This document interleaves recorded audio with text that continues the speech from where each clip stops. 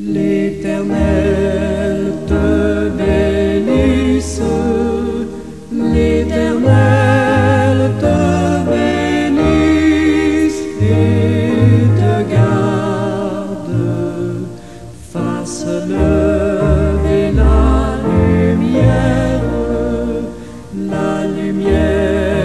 de sa face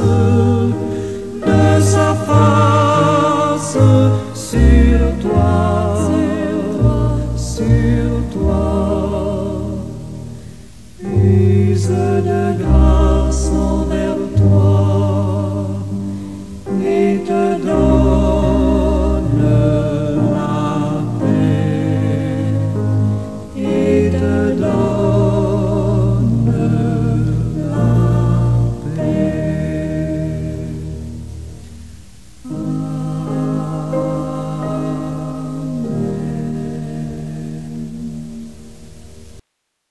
Seigneur éternel, en Dieu tout-puissant, que ton nom est magnifique sur toute la terre. Oui, libre de toute autre chaîne, le chrétien, le serviteur, la servante, qui sert son Dieu dans la souffrance comme dans la peine, doit suivre le modèle en tout lieu.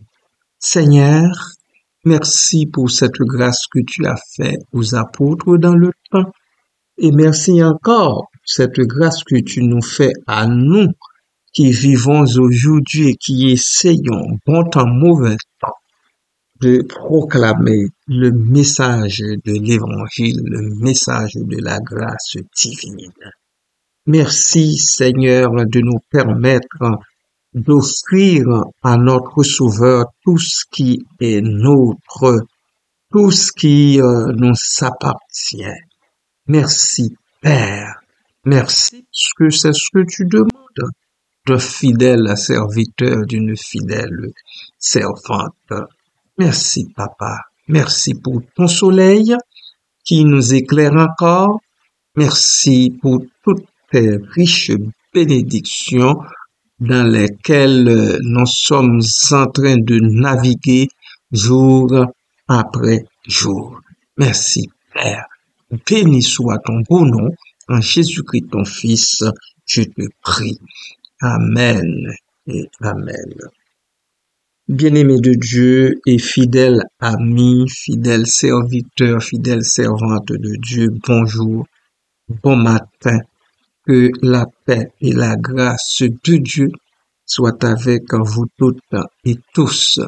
Et c'est dans le nom précieux de Jésus-Christ que je vous salue encore une fois. Vous comprenez, c'est tout un honneur pour moi, toute une grâce, plutôt, toute une grâce pour moi de pouvoir vous saluer au lever du jour et de vous inviter à écouter une chanson, à lire que serait-ce quelques mots dans un verset de la Sainte Bible. Soyez donc richement bénis encore une fois en Jésus-Christ, le Sauveur du monde.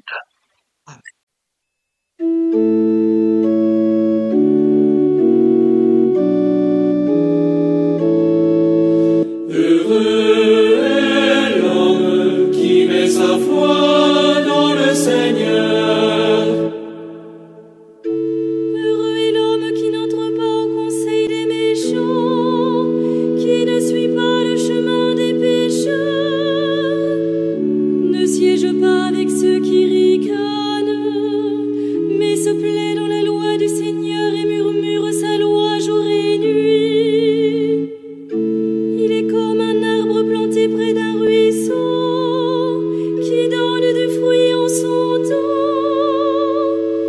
et jamais son feuillage ne meurt. Tout ce qu'il entreprend réussira, tel n'est pas le sort des méchants. Heureux est l'homme qui met sa foi dans le Seigneur. Mais ils sont comme la paille, balayés par le vent. Le Seigneur connaît le chemin des justes, mais le chemin des méchants se perdra.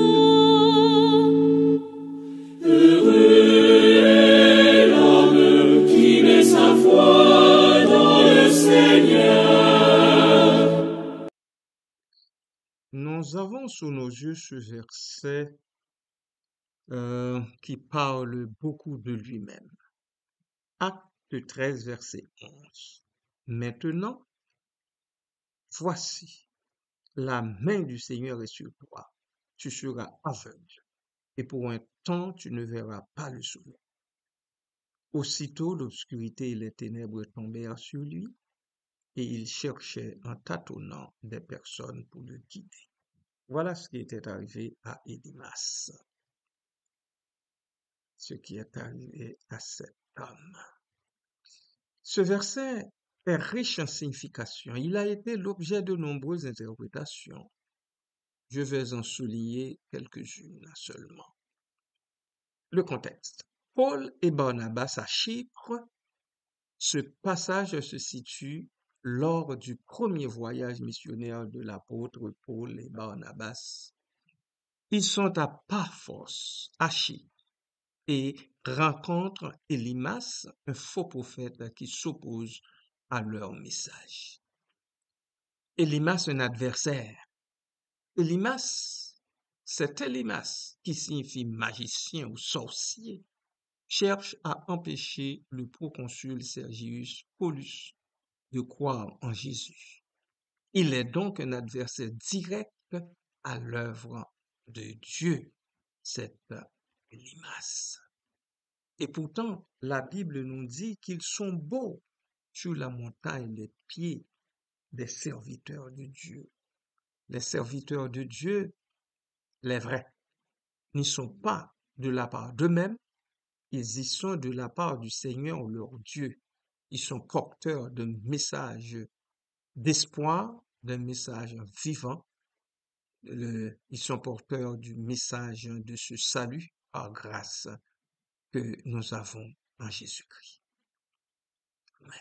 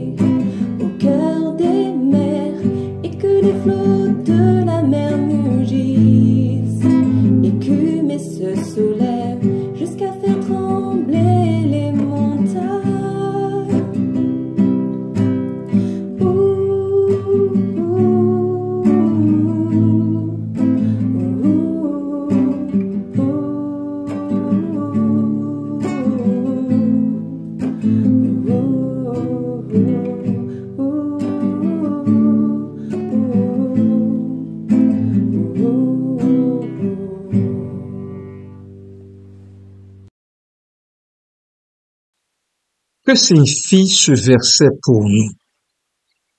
Premièrement, nous voyons la main du Seigneur. Cette expression biblique signifie que Dieu agit directement dans la situation. C'est une manifestation de son pouvoir et de sa souveraineté. L'aveuglement d'Élimas que nous apprend-il? L'aveuglement de cet homme n'est pas simplement physique, mais aussi spirituel. Il est frappé d'aveuglement pour montrer la vanité de sa magie et de son opposition à la vérité de Dieu. Troisièmement, un temps limité, nous dit l'apôtre. L'aveuglement d'Élimas est temporaire. Cela souligne que le jugement de Dieu n'est pas définitif pour ceux qui se repentent. Étant un Dieu d'amour qui ne veut pas la perte définitive du pécheur, il lui accorde du temps pour se repentir. C'est de cette façon que Dieu agit toujours. Il importe de regretter sa mauvaise conduite, son comportement malveillant et méchant et pervers aussi, pour obtenir la grâce de Dieu et bénéficier de ses faveurs. Et en dernier lieu, nous voyons dans ce verset l'appel à la conversion. Cet élément sert de signe au proconsul Sergius Paulus. Il suscite en lui le désir de croire en Jésus. L'aveuglement d'Élimas met en évidence la puissance de Dieu au contraste avec la faiblesse de la magie. Nous déduisons donc que ni la magie, ni les manigances des hommes ne peuvent sauver qui que ce soit, ni entraver le plan de Dieu pour un individu. Je reviens dans une autre capsule attirer votre attention sur d'autres significations du verset. Pour l'instant, nous nous arrêtons ici avant que nous entrions dans la prière. Que le Seigneur vous bénisse.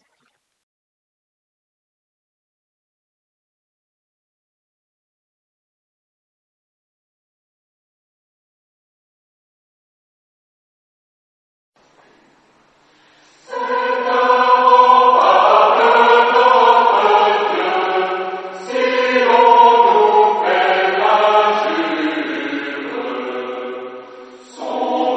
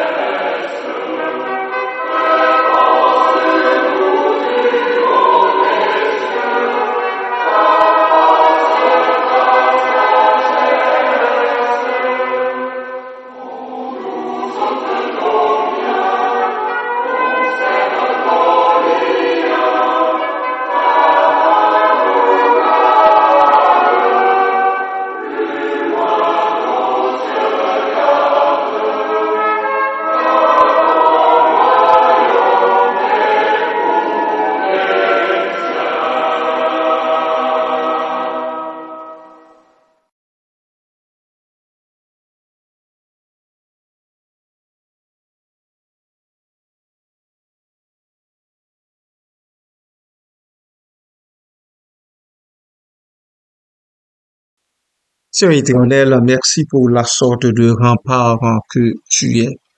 Nous comprenons chaque jour qui passe pourquoi est-ce que ton monde continue d'exister, ton monde continue de tenir malgré les assauts répétés du malin, et nous comprenons davantage encore pourquoi l'évangile de la grâce continue de faire son chemin dans beaucoup de cœurs d'hommes et de femmes.